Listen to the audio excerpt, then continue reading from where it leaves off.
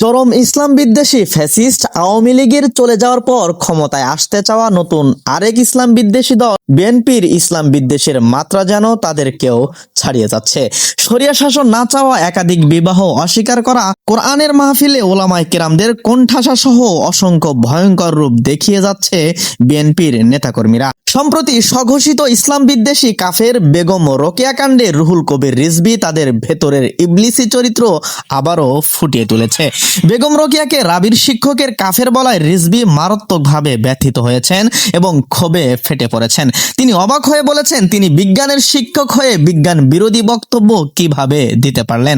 একজন মহিষী মহিলা মুসলিম মেয়েদেরকে যিনি আলোর পথ দেখিয়েছেন, তার সম্পর্কে এমন কথা তিনি কিভাবে বলতে পারলেন। প্রিয় দর্শক, ইসলাম বিদ্বেষী এই রুহুল কবির রিজভীর কথাগুলো বলার সময় চেহারাটা কেমন হয়েছিল চলুন সরাসরি দেখে নেই।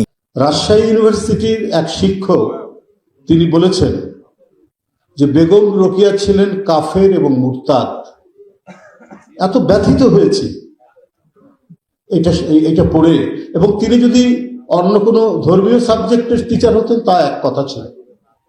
তিনি ফিজিক্সের টিচার, যিনি বিজ্ঞান পড়ান, তিনি এত বিজ্ঞান বিরোধী কথা বলতে পারলেন। একজন মহিষী মহিলা, যাকে মুসলিম নারী সমাজকে যিনি আলোক দেখিয়েছেন, আলোর পথ দেখিয়েছেন, অগ্রগতির দিকে ধাবিত করেছেন, তার সম্পর্কে ফিজিক্সের একজন শিক্ষক একথা বললেন কি করে?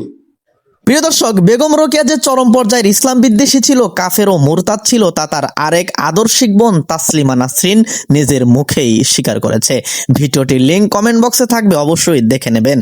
প্রিয় দর্শক, আওয়ামী লীগকে ফেরাতে না চাইলে অবশ্যই বিএনপিকে বর্জন করুন, ইসলামী দলকে ক্ষমতায় আনুন। আল্লাহ হাফেজ।